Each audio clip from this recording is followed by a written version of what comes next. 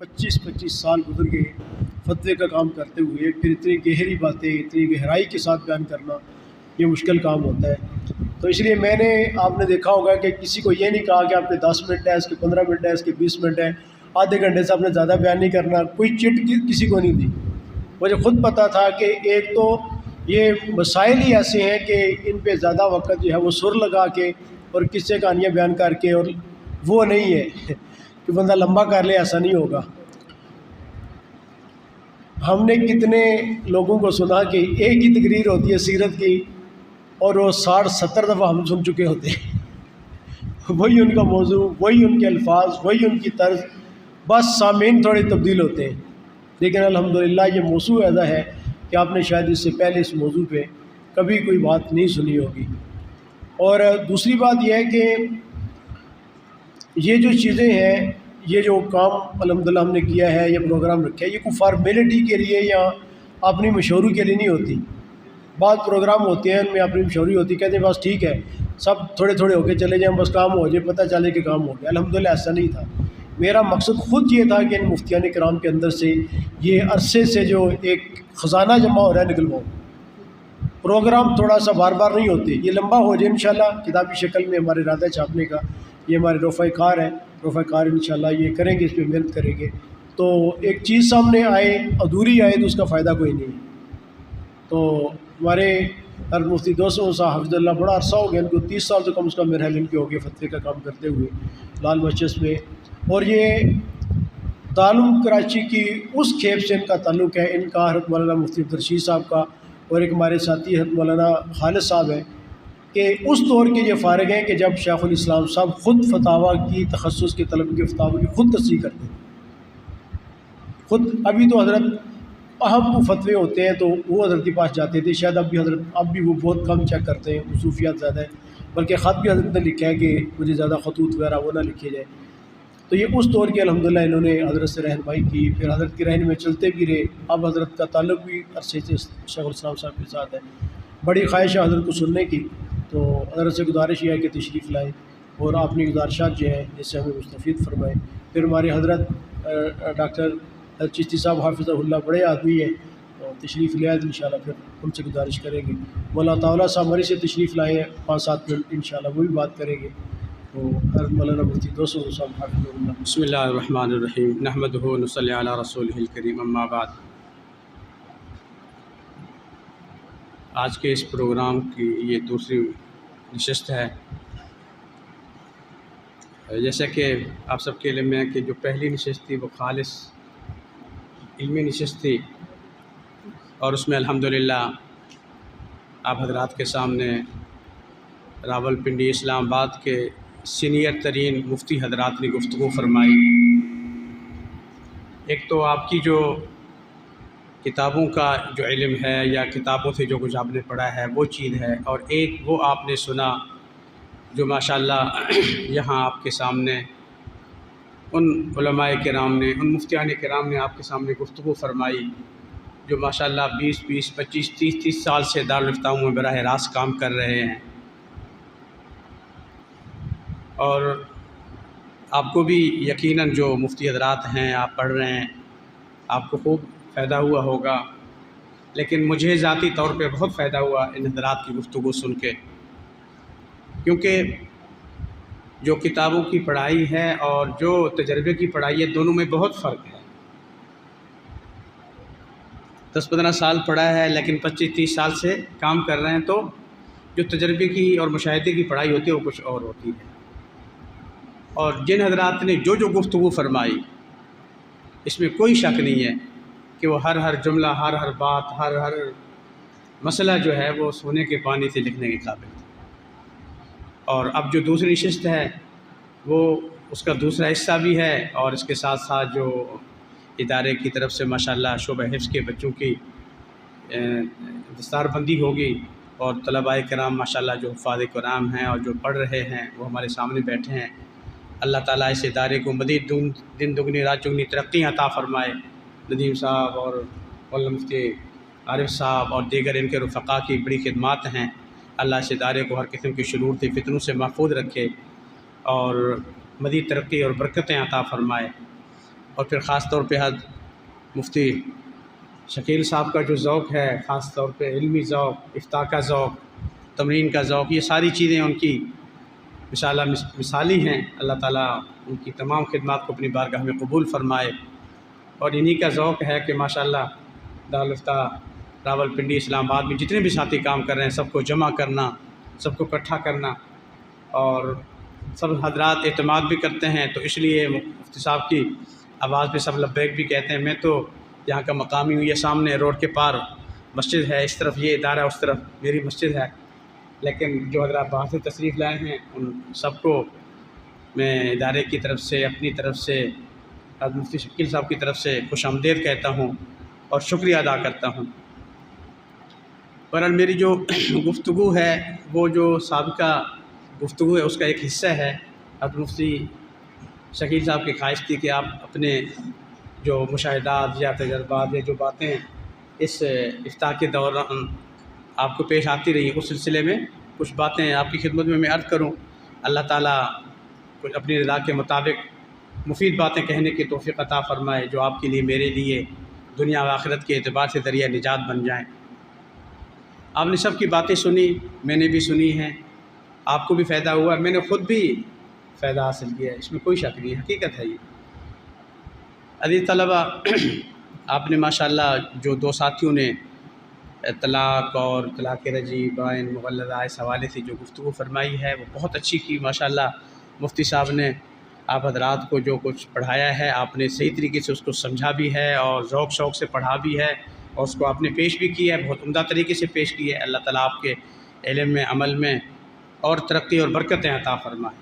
جنہوں نے یہاں اپنے مقالے پیش کیے وہ بھی، اور جنہوں نے مقالہ پیش نہیں کیا لیکن اس تعلیمی سفر میں آپ کے رفیق سفر ہیں، اللہ تعالیٰ سب کو اور ترقی اور برکتیں عطا فرمائے۔ بہت ساری باتیں ہیں کہنے کے لیے۔ حضرت مفتی شکیل صاحب نے تو فرمایا کہ بھئی ہمارا موضوع ایسا ہے کہ جو حضرات تشریف لائے ہیں کوئی 5، 10، 20 منٹ گفتگو کی ہے، نہیں ایسا نہیں ہے۔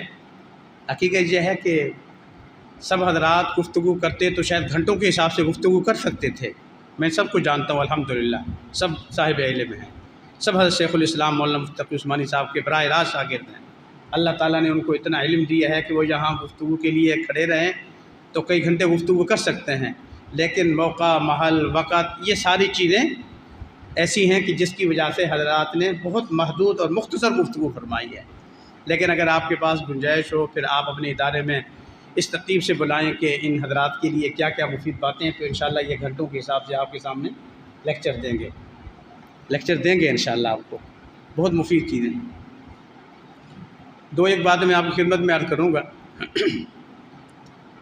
حضرت شیخ الاسلام مفتی تقی عثمانی صاحب میرے استاد بھی ہیں، میرے شیخ بھی ہیں، اللہ تعالیٰ ان کی زندگی میں برکت عطا فرمائے، اللہ ہمیں خوب ان سے فائدہ حاصل کرنے کی توفیق عطا فرمائے، فیض کی توفیق حاصل کی ہمیں اللہ تعالیٰ بھرپور موقع عطا فرمائے۔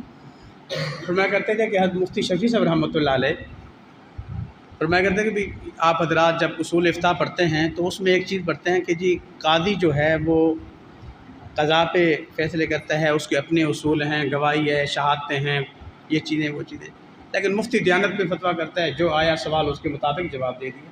اس پہ کچھ حضرات نے گفتگو بھی فرمائی ہے، لیکن حضرت مفتی شفیع صاحب رحمۃ اللہ علیہ اپنے دور کے متعلق فرمایا کرتے تھے کہ مفتی کو دیانت پہ فتویٰ دینا چاہیے، لیکن اس قدر بھی آنکھیں بند کر کے دیانت پہ فتویٰ نہیں دینا چاہیے کہ جو آگے مسائل اور فتنے کا باعث بنے۔ مفتی کو آنکھیں کھلی رکھنی چاہیے، دل اور دماغ کو تھوڑا سا کھلا رکھنا چاہیے، اور پھر اس کے مطابق آگے فتویٰ دینا چاہیے۔ جیسے بہت ساری باتیں آپ نے سنی بھی ہیں، میں خود آپ کو اپنے تجربے کی بات سناؤں۔ ایک دفعہ میرے پاس دارالفتاء میں ایک صاحب آئے، کہیں گے جی وہ ہمارے ایک ساتھی ہیں، اس نے اپنی بیوی کو 1 طلاق دے دی ہے، 1 طلاق دے دی ہے، تو آپ اس کے لیے کیا حکم ہے؟ اب دیانت پہ فتویٰ دیں، ظاہر پہ فتویٰ دیں تو سیدھی بات ہے کہ 1 طلاق ہوئی ہے بس ٹھیک ہے، لیکن اساتذہ کی تربیت ہے، مشائخ کی تربیت ہے، اساتذہ کی ہدایات ہیں کہ جب بھی دارالفتاء میں بیٹھیں تو اللہم اہدنی وسددنی کی دعا پڑھ لیا کریں، یا اللہ مجھے حق اور سچ کا راستہ دکھا، جو دائیں بائیں سے کوئی ایسی بات آئے تو مجھے وہاں سے بھٹکنے سے بچا لینا۔ اس دعا کا اہتمام کریں اور بہت اللہ تعالیٰ کی طرف رجوع کر لیں۔ حضرت حکیم الامت مولانا شریف تھانوی رحمۃ اللہ علیہ اپنا بھی واقعہ ہے، اپنا بھی بیان فرماتے ہیں کہ جب بھی مجھ سے کوئی مسئلہ پوچھتا ہے تو میں مسئلہ بتانے کے بجائے تھوڑی دیر اللہ تعالیٰ کی طرف رجوع کر لیتا ہوں، اللہ سے یہی دعا کرتا ہوں، اللہم اہدنی وسدد، اللہ مجھے حق و سچ کا راستہ بتا دے۔ آپ سے بھی یہی گزارش ہے، سائل کا سوال ابھی پورا نہیں ہوا، آپ نے فتویٰ ٹھوک دیا، یہ چیز غلط ہے، یہ ٹھیک نہیں ہے۔ میں آپ کو اپنے 25-30 سال کا تجربہ بتا رہا ہوں، بہت نازک معاملات ہیں، بہت نازک حالات ہیں، اور لوگوں میں ایمانداری، دیانتداری اور حق اور سچ کو معلوم کرنا، اس پہ عمل کرنا بہت کم رہ گیا ہے۔ اکثر لوگ آج کے دور میں مفتی کے بعد اس لیے آتے ہیں کہ کسی نہ کسی طریقے سے میرا غرض پورا ہو جائے، میرا مسئلہ حل ہو جائے۔ جیسے ابھی مجھ سے پہلے بہت سارے حضرات نے اس پر باقاعدہ گفتگو فرمائی، تفصیل سے آپ نے گفتگو، اور یہ حقیقت ہے۔ تو میں کہہ رہا تھا تو وہ کہنے لگے کہ وہ ایک ساتھی ہمارے، اس نے ایک طلاق دی ہے، تو اب اس کے لیے کیا فتویٰ ہے؟ تو اللہ تعالیٰ نے دل میں بات ڈال دی۔ میں نے پوچھا کہ میں نے کہا آپ کا مسئلہ ہے؟ کہ نہیں، میرا مسئلہ نہیں ہے، وہ میرے ساتھی ہیں، ان کا مسئلہ ہے۔ میں نے کہا آپ ان ساتھیوں کو ذرا بلا لیں۔ وہ میاں بیوی اتفاق سے دونوں اس کے ساتھ آئے تھے، ان کو باہر چھوڑ دیا تھا۔ تو وہ جب میاں بیوی اندر آ گئے تو میں نے اس بندے کو کہا، میں نے کہا کہ آپ باہر چلے جائیں تھوڑی دیر کے لیے۔ وہ باہر چلے گئے۔ میں نے کہا جی آپ اپنا مسئلہ بیان کریں، کیا مسئلہ ہے؟ تو میاں بیوی نے صاف مسئلہ بتا دیا کہ جی ہماری لڑائی ہوئی، جھگڑا ہوا، جو بھی ہوا، اس کے نتیجے میں ہوا کیا کہ جب میں نے اپنی بیوی کو 3 الفاظ طلاق کہہ دیے ہیں۔ بیوی سے پوچھا ہاں یہی الفاظ ہے؟ ہاں یہی الفاظ۔ تو اس کے بعد پھر میں نے جو پہلا سائل تھا جو کہہ رہا تھا کہ ہمارے دوست نے کسی نے ایک طلاق دی، اس کو میں نے پھر بلا لیا۔ اس کو پھر میں نے تھوڑا سا ڈانٹا بھی ہے، اور اس کو میں نے کہا کہ حق تو یہ ہے کہ میں اب تھانے میں فون کروں اور پولیس والوں کو بلاؤں اور تمہیں پولیس کے حوالے کر دوں کہ ظالم کسی کے لیے تو اتنا بڑا جھوٹ بول رہا ہے، ساری زندگی وہ جائز ناجائز حرام کاری جو بھی ہے وہ کرتے رہیں، اور قبر تیری تباہ ہو۔ کہ اوروں کے لیے، ایک اپنے لیے بندہ چلو جھوٹ بولے، فائدہ اٹھائے، فائدہ کوئی اور اٹھائے گا، میاں بیوی اور ہیں، اور یہ قبر اپنی یہ خراب کر رہے ہیں۔ تو یہ چیزیں، یہ حالات ہمارے سامنے روزمرہ واقعات میں ہی پیش آتے ہیں۔ تو اس لیے آپ حضرات سے گزارش ہے کہ جب دارالفتہ میں اللہ تعالیٰ جہاں بھی آپ کو خدمت کا موقع عطا فرمائے تو اس میں صرف آپ یہ کہیں کہ جی میں تو مفتی ہوں، میرے اوپر تو صرف دیانتداری، جو سوال آیا اس کا جواب دے دوں، یہ کافی نہیں ہے۔ مجھ سے پہلے بات بھی ہوئی ہے، مفتی منصور صاحب نے یہ بات فرمائی کہ میں کوشش کرتا ہوں کہ بھی اگر کوئی ایک بندہ آتا ہے تو میں دوسرے فریق کو بھی بلا لیتا ہوں، اگرچہ مفتی پر یہ چیز لازم نہیں ہے بحیثیت مفتی، لیکن حالات اور وقت کا تقاضا یہ ہے کہ تھوڑا سا اس طرف ہمیں توجہ دینے کی ضرورت بھی ہے۔ مولانا عبداللہ صاحب رحمۃ اللہ علیہ، لال مسجد کے جو خطیب تھے، وہ ایک واقعہ بیان فرمایا کرتے تھے، مانتے کہ مفتی محمود صاحب رحمۃ اللہ علیہ، مفتی محمود صاحب رحمۃ اللہ علیہ، ان کے دور کی بات ہے، ملتان قاسم العلوم مفتی تھے۔ مفتی صاحب فرمایا کرتے تھے، واقعہ بیان کرتے تھے کہ 2 فریق آپس میں لڑے اور اچھا خاصا لڑے، اور ایک دوسرے کو خون سے لت پت کیا، لولان کیا، ڈنڈے مارے، اور اس کے بعد جب معاملہ ٹھنڈا ہوا تو بھئی کیوں لڑے؟ تو ایک فریق کہنے لگے کہ مفتی محمود صاحب نے ہمارے حق میں فتویٰ دیے ہیں، اور دوسرے فریق نے فتویٰ نکالا کہ مفتی محمود صاحب نے ہمارے حق میں فتویٰ دیا ہوا۔ اب مسئلہ جو ہے کہ مفتی کا کام تو یہ ہے کہ سائل کے سوال کو دیکھے اس کے بعد فتویٰ دے دے۔ اب مفتی محمود صاحب رحمۃ اللہ علیہ کے پاس ایک فریق نے آ کے اپنے حق میں فتویٰ لے لیا، اور دوسرا فریق آیا، اس نے بھی اپنے حق میں فتویٰ لے لیا۔ اب یہ نہیں پتا کہ اس نے بھی فتویٰ دیا، انہوں نے کہا کہ وہ جھوٹے ہیں، انہوں نے کہا وہ جھوٹے ہیں، انہوں نے کہا وہ غلط ہیں، انہوں نے کہا وہ غلط ہیں۔ نتیجہ کیا ہوا؟ ایک دوسرے کو مارا، سر پھاڑے، اور اس کے بعد پھر مفتی صاحب کے پاس دوبارہ دونوں فریق آئے تو اپنا مسئلہ۔ تو یہ اس طرح کے واقعات، اس طرح کی چیزیں پیش آتی ہیں۔ تو بہرحال آپ صاحب علم ہیں، سب ماشاءاللہ مفتی ہیں، آپ سب کے علم میں ہے کہ شیطان کے مشغلے میں سب سے پسندیدہ مشغلہ میاں بیوی کے درمیان لڑائی جھگڑا اور طلاق اور یہ چیزیں۔ آپ سب کو پتہ ہے، ایک حدیث میں واقعہ بھی ملتا ہے کہ تم نے کیا کیا، تم نے کیا کیا، تم نے کیا کیا۔ اور آخر میں جو یہ آتا ہے کہ جو میاں بیوی میں لڑائی کرائی اور طلاق دلوائی، تو جو اس کا بڑا شیطان ہوتا ہے وہ اٹھ کے اس کا استقبال بھی کرتا ہے، اس کو سینے سے بھی لگاتا ہے۔ اس کی وجہ یہ ہے کہ یہ ایسا عمل ہے کہ بظاہر تو دو میاں بیوی کے درمیان یہ فتنہ بنتا ہے، لڑائی علیحدگی ہوتی ہے، لیکن حقیقت میں دو خاندانوں میں فتنہ پیدا ہو جاتا ہے، لڑائی پیدا ہو جاتی ہے، اور پھر وہ لڑائی کہاں تک چلی جاتی ہے۔ اس لیے جب آپ خطبہ نکاح پڑھتے ہیں تو اس میں جو آیتیں پڑھتے ہیں ان تینوں آیتوں کا خلاصہ یہی ہے، تقویٰ۔ وہ تقویٰ اس وقت کے لیے نہیں ہے، تقویٰ ساری زندگی کے لیے ہے۔ مفتی عبدالقیوم صاحب نے جو گفتگو فرمائی بہت اچھی گفتگو فرمائی، اور یہ حقیقت ہے کہ ہم لوگوں کو صرف طلاق کے مسئلے نہیں بیان کرنے چاہیے، بلکہ اس کے خدشات، خطرات، اس کے نتیجے میں جو مسائل اور پریشانیاں پیش آتی ہیں ان کو بیان کرنا چاہیے، تاکہ ان مسائل سے بچا جائے، ان فتنوں سے بچا جائے کہ اس کے نتیجے میں کتنی پریشانی ہے۔ یہاں ماشاءاللہ سارے جید اور سینئر مفتی حضرات بیٹھے ہیں۔ میرے خیال میں شاید محتاط ایک ریشو بتا رہا ہوں کہ جو لوگ طلاق دیتے ہیں یا طلاق لیتے ہیں، مرد عورت دونوں، طلاق لینے دینے کے بعد 90% لوگ کم از کم اس پر پچھتاتے ہیں کہ ہم سے غلطی ہوئی۔ خامد بھی پچھتاتا ہے اور بیوی بھی پچھتاتی ہے، مرد بھی پچھتاتا ہے، عورت بھی پچھتاتی ہے۔ شاید ریشو اس سے زیادہ ہے، 99 بھی کہہ سکتے ہیں، 98% بھی کہہ سکتے ہیں، لیکن میں محتاط کہہ رہا ہوں 90%۔